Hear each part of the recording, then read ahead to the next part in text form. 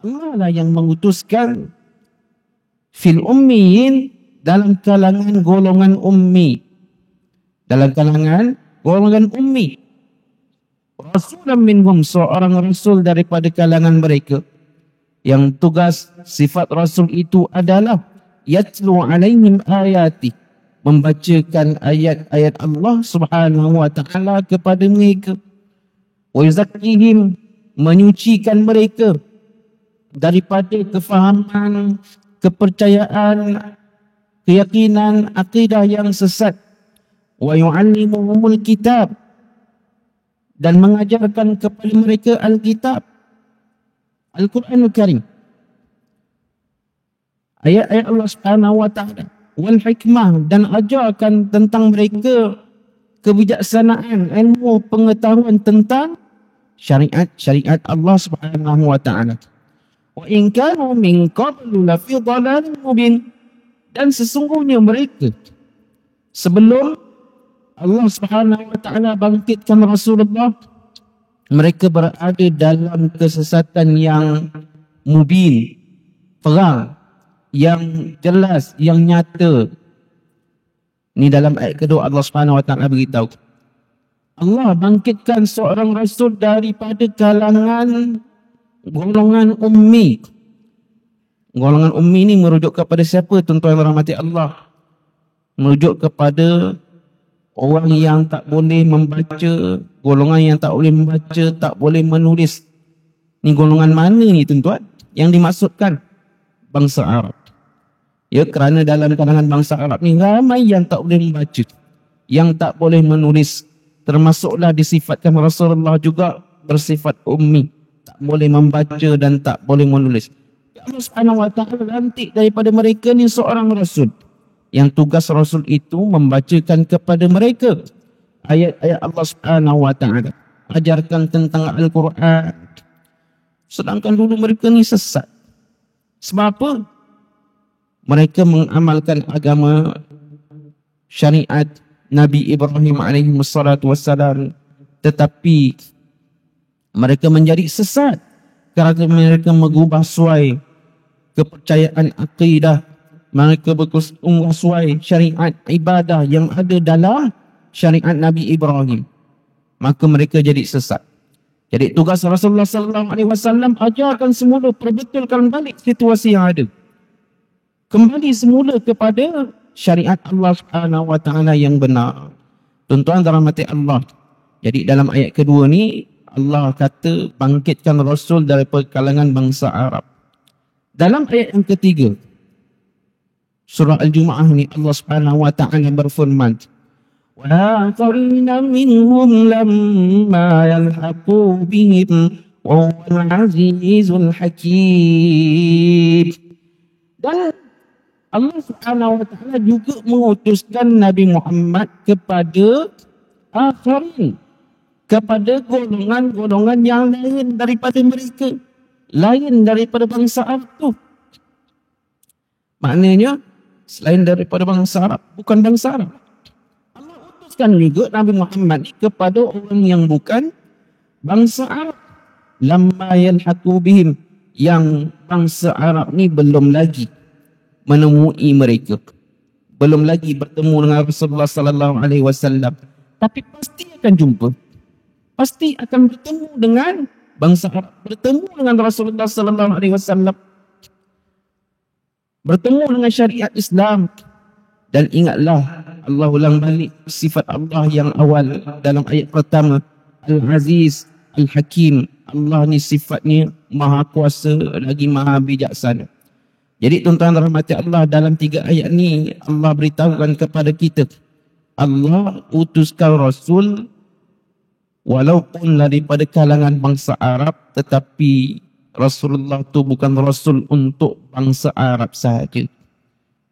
Allah utuskan Rasul kepada bangsa Arab dan juga kepada sekalian bangsa yang ada di atas dunia ni selain daripada bangsa Arab. Dalam tafsir Al-Munir menyebutkan waw dalam ayat yang ketiga. Waw akharin. Waw itu adalah wawul ataf. Waw ataf membawa maksud dan. Dan ni apa dia? Membawa maksud walladzi ba'atsa fil ummiyin. Allah mengutuskan seorang rasul daripada al-ummiyin wa akharin, dan juga bangsa-bangsa yang lain. Allah utuskan seorang rasul daripada kalangan bangsa Arab dan juga kepada bangsa-bangsa yang lain daripada Arab.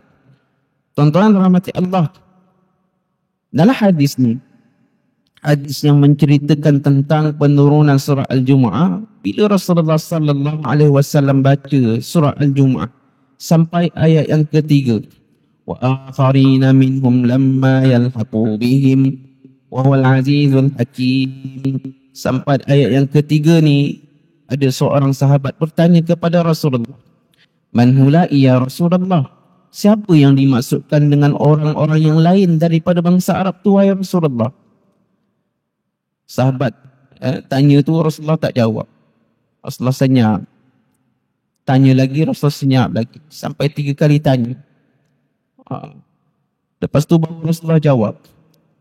Kata Abu Hurairah, ada ketika tu bersama dengan kami Salman Al-Farisi. Rasulullah pun letak tangan Rasulullah di atas Salman Al-Farisi. Merujuk kepada apa? Orang Parsi, bukan bangsa Arab. Kemudian Rasulullah kata, "Lau kana al-imanu 'inda Thuraya, lana lahu rijalun min haula."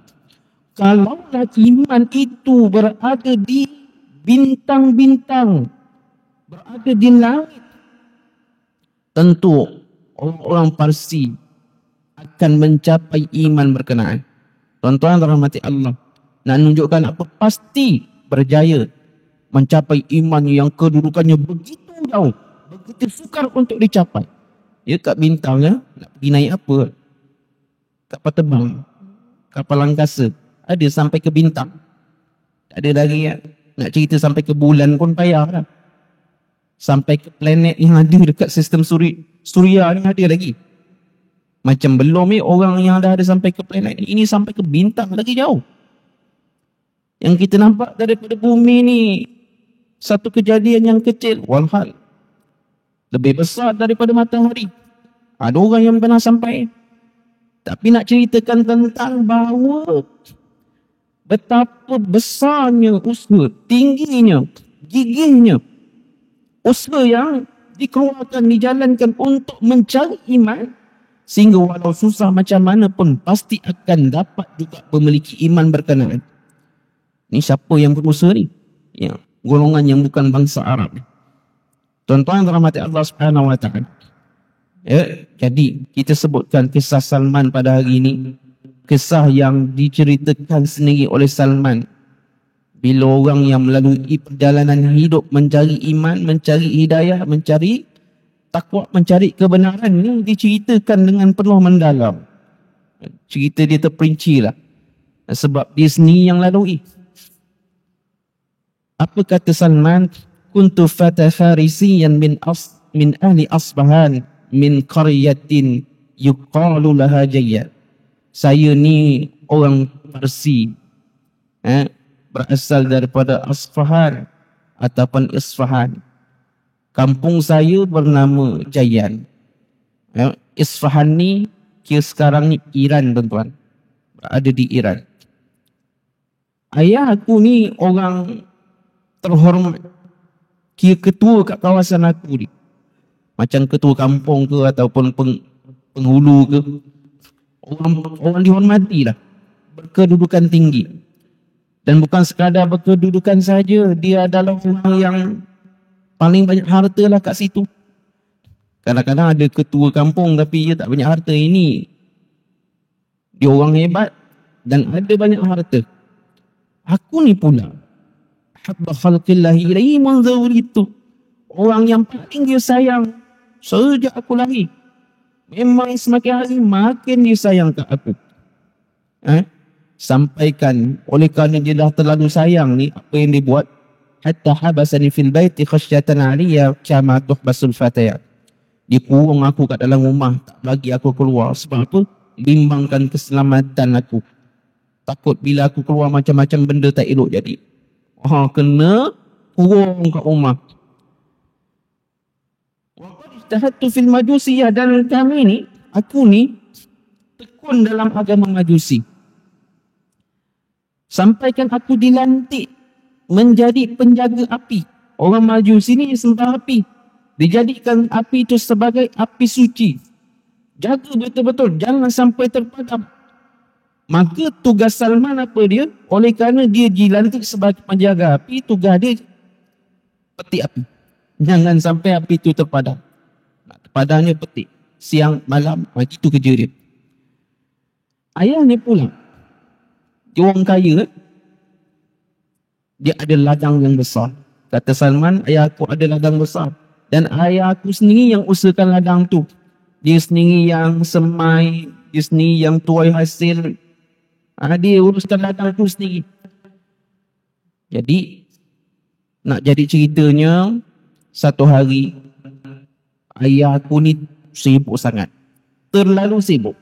Sampaikan ayah aku kata kepadaku, wahai anakku, ayah sibuk sangat hari ni.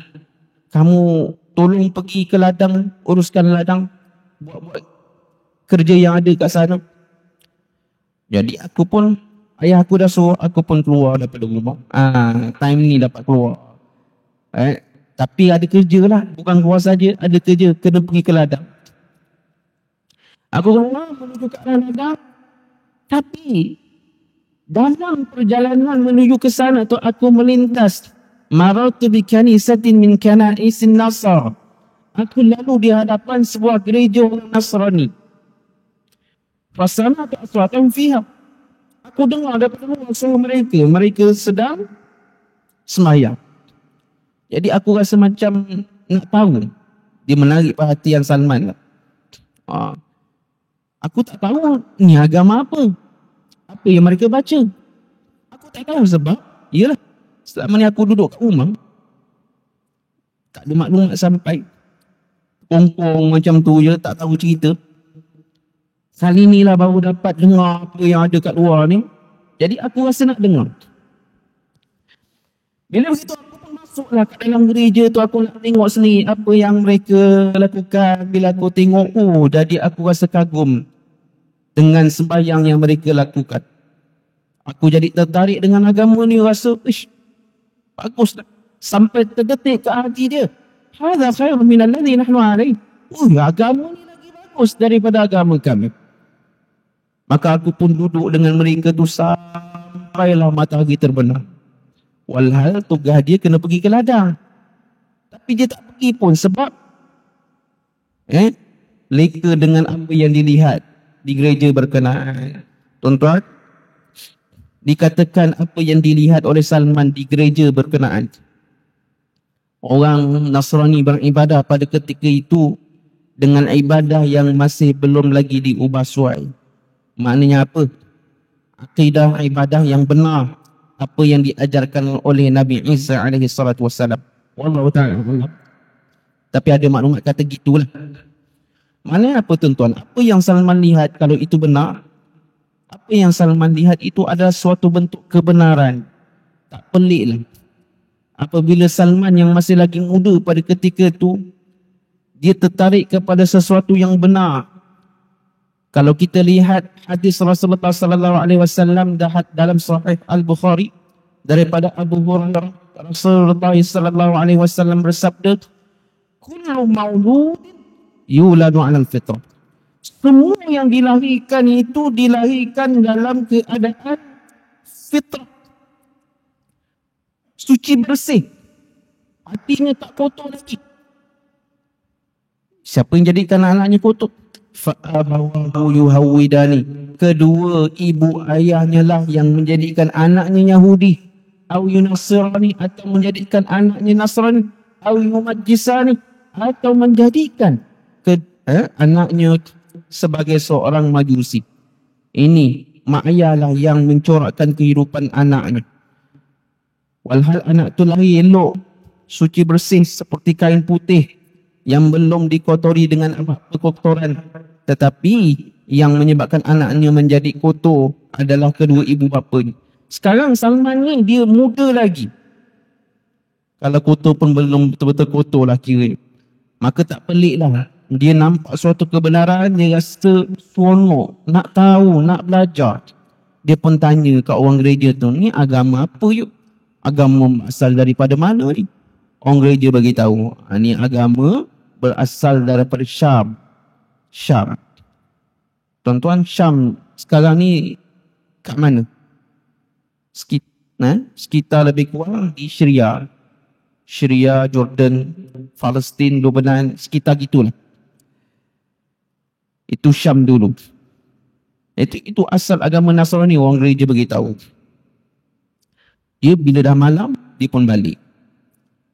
Balik, kena ngadak dengan ayah. Ni kenapa malam baru balik ni? Kamu pergi ke mana? Kan ayah suruh pergi. Ini contoh je lah tuan-tuan. Kan ayah suruh pergi ladang. Kenapa ni balik laut ni? Kau tahu tak bahaya kat bawah sana? Takkan nak buat contoh orang bebel macam mana tuan? Lebih kurang gitulah. Salman pun bagi tahu kat ayah dia, ayah, tadi aku lalu kat depan gereja. Aku terdengar orang sembahyang, jadi aku pun masuk. Aku rasa takjub tengok mereka bersembahyang. Jadi aku pun duduklah dengan mereka sampai mata dia terbenam. Aku tak ke mana, kat situ je. Ayah dia bila dengar gitu jadi rasa bimbang, jadi rasa takut. Salman, agama tu tak bagus. Agama kita yang bagus. Nak cari kebaikan, ada semua sekali dalam agama kita ni. Kamu tak usah ambil tahu pasal agama tu. Jangan belajar daripada agama tu. Salman kata, tak ayah. Dia dah mula, istilah kita beta cakap ayah dia. Ayah, agama dia lagi bagus. Nak banding dengan agama kita ni. Bila begitu ayah dia jadi lagi takut. Macam istilahnya dah tak makan Salman budak ni. Macam mana nak buat? Kalau sebelum ni ayah dia kurung, kali ni bukan sekadar kurung, ikat pula kaki dengan rantai. Tak bagi nak bergerak bebas. Tuan-tuan, tapi Salman walaupun dalam keadaan sedemikian, dia cari cara macam mana nak belajar juga tentang agama Nasrani. Sebab apa? Dia dah pernah nampak sekali. Nak cari, nak korek lagi kebenaran-kebenaran yang ada. Tuan-tuan, dalam hati Allah, apa yang Salman buat? Dia cari peluang untuk tulis surat, hantar pergi ke gereja. Dalam surat tu dia kata apa dia? Idza qadima alaikum rakbun yuridu dhihab ila biladi Syam fa'alimuni. Kalau ada rombongan menuju ke arah Syam, bagi tahu padaku. Tak lama lepas tu dapat berita, tarikh sekian ada rombongan pergi ke Syam. Apa yang Salman buat? Dia jadi semangat nak lepaskan kaki dia daripada rantai. After sekali dapat lepas, keluar daripada rumah senyap, dia terus gerak ikut rombongan tu pergi ke Syam. Dapat lari daripada genggaman ayah dia. Tuan-tuan, sampai di Syam, ini kira perjalanan hidup kembara yang pertama. Dia tak tahu apa tuan-tuan dia. Dengan usia yang begitu muda, dia pergi ke sana tu, apa nak buat, nak jumpa siapa, rumahnya ke mana, makan ke mana, tak tahu apa. Tapi tetap dia sanggup lalui kesan berkenaan sebab apa? Nak belajar tentang kebenaran. Bila sampai di sana, dia tanya orang yang ada, aku ni nak belajar, nak menganuti agama Kristian. Siapa ya, dengan siapa aku nak belajar? Orang pun beritahu, kamu pergi jumpa ketua padri daerah ni. Dia adalah orang yang menguruskan gereja. Kamu pergi jumpa dia. Jadi aku pun pergilah ke tempat yang diberitahu tu. Bila jumpa padri di sana, aku beritahu, inni qad raghibtu fin Nasraniyah. Aku ni nak menganut agama Nasrani. Dan aku nak tinggal bersama dengan kamu. Aku nak berkhidmat dengan kamu. Aku nak belajar, aku nak sembahyang dengan kamu. Padri itu bila ada orang yang kata macam tu, lagi suka lah. Main, masuk. Kata Salman, aku pun duduklah bersama dengan padri. Jadi kadang bantu dia uruskan apa-apa keperluan gereja. Aku tolong sediakan khidmat dia sebagai seorang khadam. Tapi berapa lama aku duduk bersama dengan dia, aku dapati padri ni punya bukan orang baik. ada masalah yang menyebabkan aku berasa tak senang. Apa dia tuan-tuan rahmati Allah? Dia kata padri ni dia ajak pengikut-pengikut dia supaya bersedekah. Bersedekahlah kamu untuk kamu mendapatkan pahala. Tapi bila pengikutnya mengulurkan sedekah, sedekah yang dia terima itu tak pun disalurkan kepada orang yang memerlukan. Dia simpan untuk diri sendiri. Dia simpan untuk kegunaan, dia guna untuk kepentingan diri dia. Tak sampaikan pun kepada fakir miskin. Sampai banyak harta yang disimpankan tu mencecah. Ya, jama'as sama' sab'a qilalin minal zahab. 7 tempayan emas. Tempayan. Besar mana tempayan? Besar lah. Emas saja dalam tu. Ada sebut campur perak. Maknanya bukan benda murah. Entah kalau nak di-convert berapa ringgit tak tahulah nak bayang. Tuan-tuan ni punyalah banyak. Kerana apa? Pecah amanah. Tidak melaksanakan amanah yang diberikan oleh orang awam. Dia rasa tak senang hati, tapi tak boleh nak ambil tindakan yang begitu besar. Kerana dia sekadar kadam. Semamalah binsa'an mat. Tak berapa lama lepas tu padri itu pun meninggal dunia. Orang pun kumpul nak uruskan jenazah padri itu. Tapi sebelum diuruskan, aku sempat berkata kepada orang ramai, ini padri kamu ni bukan orang baik. Orang jadi, kenapa kata macam tu? Dia ni orang baik ni. Dia bukan orang baik. Dia suruh orang bersedekah. Dia galakkan kamu bersedekah. Tapi dia tak serahkan pengsedekah itu kepada orang yang miskin, orang yang susah, orang yang memerlukan. Dia simpan untuk diri dia sendiri. Dia guna ikut kehendak dia. Betul ke apa yang kamu cakap ni? Apa? Mana buktinya? Dia pun datang. Mari sini aku tunjukkan tempatnya. Tunjuk betul memang ada emas yang banyak. Orang punyalah marah. Sampai apa dia? Apa yang orang ramai buat? Salib jenazah padri berkenaan, baling dengan batu. Marah dengan padri itu. Itu cerita padri yang awal, tuan-tuan. Bila gereja tu dah tak ada padri, kena cari padri ganti dah. Tok imam dah tak ada, kena tok imam yang baru. Jadi cari ganti, dapat ganti yang baru. Aku duduk bersama dengan padri yang baru. Bila aku duduk bersama dengan padri yang baru, aku lihat dia adalah orang yang baik, orang yang zuhud. Dia lebih cintakan akhirat, kuat ibadah siang malam. Jadi aku suka duduk bersama dengan padri itu. Aku pun duduk dengan dia untuk berapa ketika. Tapi umurnya tak panjang. Berapa lama dia jatuh sakit. Dalam keadaan sakit tu aku tanya kepada dia, kalau tuan meninggal dunia, tuan nak saya jumpa dengan siapa ya? Saya boleh jumpa dengan siapa lagi untuk saya belajar tentang agama Kristian? Aku nak cari orang yang sama seperti tuan, hebat untuk aku belajar. Jadi padri dia ni kata, aku tak kenal ada orang yang lebih hebat daripada lelaki ni.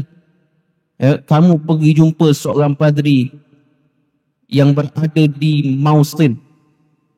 Padri yang berada di Mosul. Di mana ni tuan-tuan? Sekarang Iraq. Kamu pergi jumpa dia. Dia adalah orang yang bawa kebenaran. Tak lama lepas tu memang padri itu meninggal dunia. Padri yang berada di Syam meninggal dunia. Dia pun terus gerak pergi ke Mosul. Daripada Syam dia pergi ke Iraq. Pergi ke Mosul, Iraq. Sampai di sana, dia ceritalah apa yang berlaku. Padri yang berada di Mosul tu berkata, tak apa, tinggal dengan akulah. Aku pun tinggal, dan padri itu memang betul adalah orang yang baik. Aku suka tinggal dengan dia. Tapi tak lama lepas tu dia nazak juga. Nazak, jatuh sakit. Aku pun minta wasiat daripada dia. Tuan sakit. Kalau tuan meninggal dunia, tuan tahulah keadaan saya macam ni. Tuan nak suruh aku ni berjumpa dengan siapa? Aku nak belajar lagi. Aku nak cari lagi orang yang boleh aku belajar. Tuan nak jumpa, nak suruh aku jumpa dengan siapa? Padri itu kata, wahai anakku, aku tak kenal orang yang lebih hebat seperti kami ni, melainkan ada seorang lelaki yang berada di Nasibin. Pergi jumpa dia. Dia adalah orang yang baik. Ikut dia. Jadi bila padri itu meninggal dunia, dia pun daripada Iraq tu tadi, dia pergi bergerak ke Nasibin. Nasibin ni suatu tempat yang sekarang berada di Turki, sempadan dengan Syria, berdekatan antara Syria dengan Turki lah. Jadi dia ke sana cari padri yang berada di Nasibin tu. Bila jumpa dia pun cerita, padri tu pun okey, tak apa, tinggal dengan kami. Ni dah padri ke berapa tuan-tuan? Dah keempat lah. Maknanya dia daripada Iran pergi ke Syam, sekitar Syria, pergi ke mana lagi? Pergi ke daripada Syria, pergi ke Iraq, pergi ke Turki pula. Oh, jauh pusing tu tuan-tuan. Sampai ke Nasibin, dia jumpa padri tu, dah tinggal dengan dia. Bila tinggal, fawajatu ala ma kana alayhi sahibahu min al-khair. Oh, memang dia adalah orang yang baik. Tapi tak lama lepas tu dia pun sakit juga. Dalam keadaan sakit, aku minta dia wasiat, pesanan, aku nak jumpa dengan siapa lagi untuk aku belajar lagi. Pada itu pun bagi tahu, aku hanya kenal seorang lelaki yang hebat, yang masih lagi berpegangan dengan agama kita ni, agama yang benar, belum sesat lagi. Ada kat mana? Ada di Amuriya. Kamu pergi jumpa dia. Pada itu meninggal dunia, dia pun bergerak ke Amuriya. Amuriya di mana tuan-tuan? Berdekatan dengan Rum Timur. Sekarang ni di Turki juga lah. Byzantium. Di Turki. Dia pun bergerak ke sana, jumpa padri di sana, berkhidmat dengan padri di sana sambil belajar. Dalam masa yang sama, untuk menyara kehidupan dia, dia benalah juga kambing, lembu. Dan beberapa tempoh dia duduk bersama dengan padri itu. Padri itu akhir sekali jatuh sakit juga, tuan-tuan. Jatuh sakit juga. Dalam keadaan macam tu, dia minta wasiat lagi daripada padri itu. Wahai padri, wahai tuan, ke mana aku nak pergi lepas daripada ni? Andai kata kamu meninggal dunia, aku nak bertemu dengan orang yang masih lagi berada dalam kebenaran untuk aku belajar. Maka padri itu kata apa? Wahai anakku sayang, aku dah tak kenal lagi siapa yang masih lagi berpegangan dengan agama kita. Kalau padri-padri sebelum tu bagi tahu, kamu kalau nak belajar pergi ke sini, pergi ke sini. Yang ni dia kata apa? Dah tak kenal lagi dah. Dah tak tahu siapa lagi yang masih belajar dengan agama kita ni, agama Nasrani ni. Tapi aku nak beritahu kepada kamu sekarang ni, dah tiba dah masanya untuk, masanya apa tuan-tuan? Untuk seorang Nabi akhir zaman bakal dibangkitkan oleh Allah Subhanahu wa taala di tanah Arab. Yakhruju fihi bi ardil Arabi nabiyyun yub'atsu bi dini Ibrahim. Nabi ini akan muncul di tanah Arab membawa agama risalah Nabi Ibrahim, risalah tauhid di tanah Arab. Summa yuhajiru min ardihi ila ardi dzatin nakhil. Dia akan pula kemudiannya berhijrah ke suatu tempat yang banyak pokok kurma. Nabi ni baina harratain, tempat itu terletak di antara dua tanah yang banyak batu hitam. Ini disebutkan ciri-ciri tempat yang bakal menjadi tempat hijrah Nabi terakhir itu. Ada banyak pokok kurma, ada banyak batu hitam. Dan alamat pada Nabi itu sendiri nyata. Ketua Padri ini beritahu. Apa dia alamatnya? Ya'kulul hadiyah. Dia menerima pemberian atas nama hadiah. Pertama. Yang kedua, la ya'kulul sadaqah. Dia tidak makan pemberian atas nama sadaqah. Yang ketiga, baina katifaini khatamun nubuwah. Antara dua bahunya ada cap kenabian.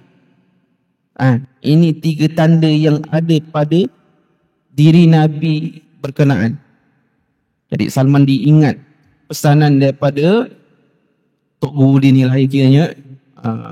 Tak lama lepas tu Tok Guru dia meninggal dunia. Ni kira dah Tok Guru yang kelima dah tuan-tuan. Kelima.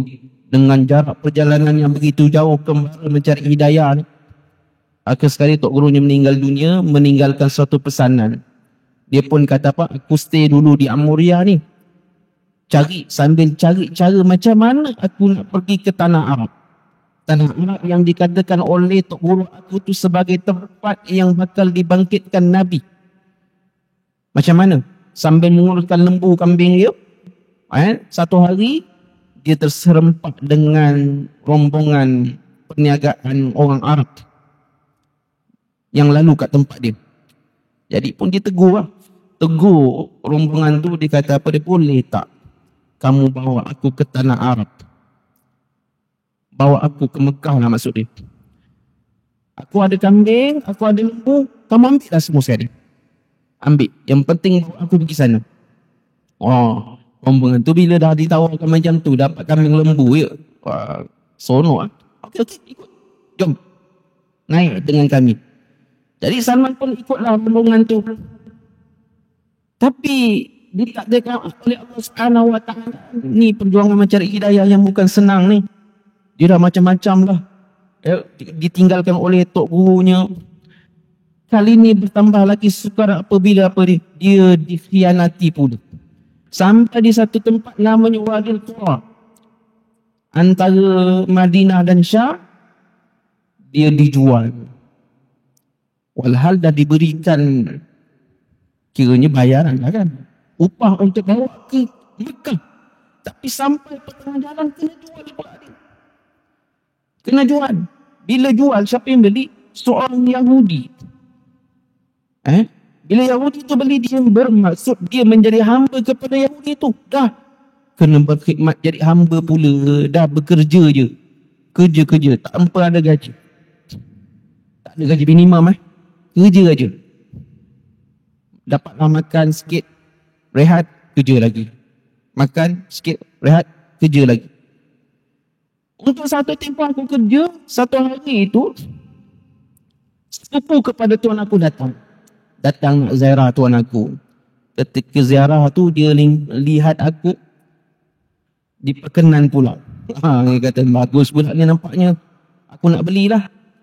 Dia pun beli Salman. Dah berpindah ke tangan seterusnya. Sepupu dia tu Yahudi jugalah tuan-tuan. Yahudi. Berpindah ke Yahudi yang kedua pula. Dan Yahudi yang kedua ni dibawa Salman ke mana tuan-tuan rahmati Allah ni? Takdir Allah ni. Suatu yang tak dijangka berlaku. Tetapi takdir Allah lah menentukan segalanya. Yahudi yang kedua ni membawa Salman pergi ke Madinah kerana dia adalah Bani Quraidah, salah satu puak Yahudi antara yang teramai lah di Madinah. Dia ada Quraidah, Qainuqa, Nadir. Ini 3 puak yang ramai Yahudi di Madinah. Dan tuan dia ni adalah ladang kurma. Jadi dia suruh Salman yang uruskan ladang kurma tu. Awak kerja kat situ. Salman bila sampai di Madinah, bila dia tengok ciri-ciri yang ada ni, tempat sama lah seperti apa yang Tok Guru aku cakap. Banyak ladang kurma dan banyak batu-batu hitam. Sama. Cuma sukar sikit perjalanannya, walaupun berjaya sampai di tempat yang bakal menjadi tempat hijrah Rasulullah sallallahu alaihi wasallam. Walaupun tak dirancang, apa yang dirancang pergi ke Mekah, tetapi sebaliknya berlaku, dapat juga sampai cuma tempatnya berbeza dan dia menjadi seorang hamba. Walaupun tidak dirancang seperti mana yang dikehendaki, Allah juga merancang. Allah rancang untuk dia sampai di tempat di Madinah, nanti bakal juga bertemu dengan Rasulullah sallallahu alaihi wasallam. Cuma jalannya penuh dengan ranjau. Tuan-tuan, dia berkhidmat dah sebagai seorang hamba dalam satu tempoh. Sampailah Rasulullah berhijrah ke Madinah. Bila Rasulullah sampai di Yathrib, ketika tu aku tak ambil tahulah apa yang berlaku sebab aku ni orang hamba, sibuk bekerja. Ya, jadi hari itu aku berada di atas pokok kurma buat kerja aku, dan tuan aku pula berada di bawah pokok kurma, duduk kat bawah. Tiba-tiba datang sepupu dia. Sepupu dia ni maksudnya yang beli Salman daripada kabilah perniagaan Arab tu. Orang yang pertama beli Salman. Dia datang, mungkin rapatlah dua orang ni, tuan-tuan ni selalu jumpa. Dia datang jumpa Tuan Salman. Dia kata apa dia? Semoga Allah memerangi Bani Aus dan Khazraj. Allah hancurkan Bani Aus dan Khazraj. Oh, dia marah benar tuan-tuan. Sebab apa? Dia kata sebab orang Aus dan Khazraj sekarang ni sedang berkumpul di Kuba. Mereka menyambut ketibaan seorang lelaki yang datang daripada Mekah. Lelaki itu mendakwa diri dia adalah seorang Nabi. Dia Nabi ke? Orang Mekah pula sambut dia macam tu. Sepupu tu nak bagi tahu benda ni dekat Tuan Salman. Salman kat atas pokok. Dia dengar. Dah gitu peranjat sampai kata, aku hampir demam, hampir terlepas tangan, muka tak jatuh je. Dia pun cepat-cepat turun pokok. Dia tanya dekat sepupu tuan dia, Tuan, ada yang sabar, boleh tak ulang balik apa yang tuan cakap tadi? Ini istilahnya nyampuk cakap orang tua. Punya marah tuan tu, teruk kena bantai. Teruk kena pukul lah tuan-tuan mati Allah. Dah, saya buat apa? Pergi sambung kerja. Ini cerita orang tu, kau tak payah nak ambil tahu. Buat kerja kau. Salman pun sambung kerja sampai ke petang. Ya, bila selesai waktu kerja dia ambil beberapa kurma, cari Rasulullah sallallahu alaihi wasallam yang berada di Quba dan dapat jumpa. Bila jumpa je Rasulullah sallallahu alaihi wasallam, apa dia kata kepada Rasulullah? Tuan, saya dengar tuan ni adalah orang yang saleh. Wa ma'aka ashabul laka ghuraba'u Zuhairah. Dan tuan berkelana datang ke sini bersama dengan sahabat-sahabat tuan yang memerlukan bantuan. Ialah memanglah sahabat berhijrah ke Madinah tanpa membawa apa-apa. Sayyidina Uthman bin Affan, orang kaya tapi berhijrah ke Madinah tak ada benda. Pasti memerlukan bantuan sumbangan daripada orang Madinah. Saya Salman kata benda yang sama tu. Tuan pasti memerlukan bantuan. Jadi ni ada kurma aku bawa ni. Ya, tuan ambillah kurma ni. Ini bantuan daripada aku. Tuan layak ni. Ambil kurma ni.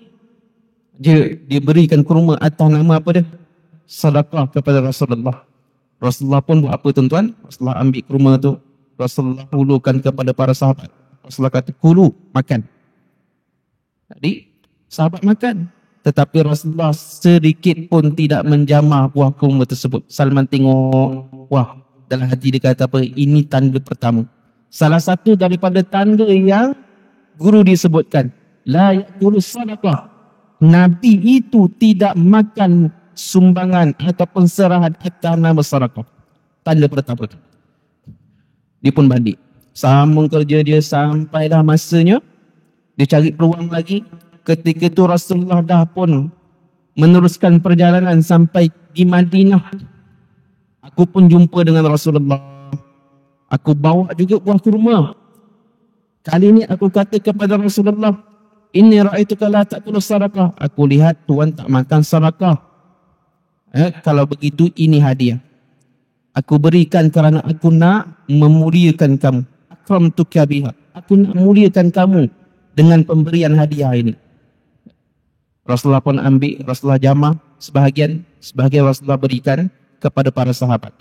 Salman tengok, dia kata apa? Wah, ini tanda kedua yang Tok Guru aku kata. Ya'kulul hadiah. Rasulullah terima pemberian atas nama hadiah. Rasulullah memakan hadiah. Dah ada dua tanda lah tuan-tuan. Tanda yang ada pada diri Rasulullah sallallahu alaihi wasallam. Aku pun balik. cari peluang untuk melihat tanda yang ketiga. Ketika itu Rasulullah berada di Baqi'ul Gharqad. Rasulullah sedang menguruskan pengebumian jenazah sahabat Rasulullah yang meninggal dunia. Faraitu jalisan wa alaihi syamlatan. Ketika tu aku tengok Rasulullah tengah duduk. Rasulullah pakai 2 selimut menyelubungi tubuh Rasulullah. Jadi aku pun datang jumpa Rasulullah, aku salam. Bila dah salam, aku pergi ke belakang Rasulullah. Ngintai-ngintai nak tengok apa yang ada dalam baju Rasulullah. Kalau kita tengok ada apa pula duk pergi belakang pusing-pusing ni. Tapi Rasulullah tahu dah Salman sebenarnya nak apa. Ni nak tengok cop ni. Rasulullah pun sensing belakang baju Rasulullah. Salman kata ketika tu, nazartu fara'aitul khatam faratu. Aku lihat, aku ternampak tanda cop kenabian, maka aku tahu betul apa yang dikatakan oleh tok guru aku. Ketika tu aku terus menerkam Rasulullah. Aku cium Rasulullah, peluk Rasulullah. Wa abki sambil aku sampai tak gembira dia tuan-tuan, nangis dia pada ketika tu. Rasulullah tengok dia, makhabar, apa sebenarnya kamu ni? Apa cerita kamu ni? Aku pun sampaikan kisah hidup aku, perjalanan yang panjang. Bila Rasulullah dengar, Rasulullah jadi rasa gembira. Rasulullah suruh aku sampaikan cerita ni kepada para sahabat. Waktu Salman cerita tuan-tuan, cerita yang panjang ni. Ini perjalanan dia. Menghadapi begitu banyak kesukaran, tetapi akhir sekali dapat juga bertemu dengan Rasulullah. Bila dia bertemu dengan Rasulullah, dia nyatakan keislaman dia kepada Rasulullah sallallahu alaihi wasallam. Tuan-tuan rahmati Allah, ya, dalam sejarah Islam, antara jasa besar Salman adalah dalam peperangan Khandaq. Kerana Salman berkongsi dengan Rasulullah dan juga para sahabat strategi orang Iran ketika berhadapan dengan tentera besar, termasuklah tentera berkuda. Strateginya apa? Gali parit. Jadi dalam peperangan Ahzab berlaku bila ya? Tahun 5 Hijrah. Sahabat gali parit diagihkan tugas masing-masing gali parit ikut berapa panjang, sampailah akhir sekali mereka juga dengan bantuan Allah Subhanahu Wa Taala menang dalam peperangan Khandaq, ataupun dengan nama lain peperangan Ahzab. Ini antara jasa Salman. Kalau nak ditanya tentang peperangan yang sebelum tu, peperangan Badar, peperangan Uhud, Salman ikut serta ke tak? Salman tak dapat ikut serta, sebab ketika tu dia masih lagi seorang hamba.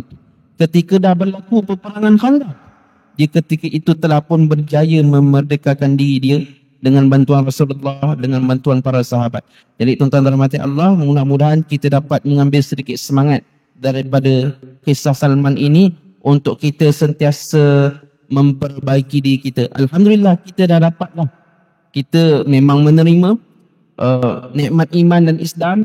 Cuma apa yang kita perlu usahakan adalah memperbaiki diri kita supaya bertambah baik dari masa ke semasa, insya-Allah. Wallahu ta'ala alam. Mohon maaf di atas segala kekurangan dalam penyampaian. Taqabbalallahu minkum. Wassalamualaikum warahmatullahi taala wabarakatuh.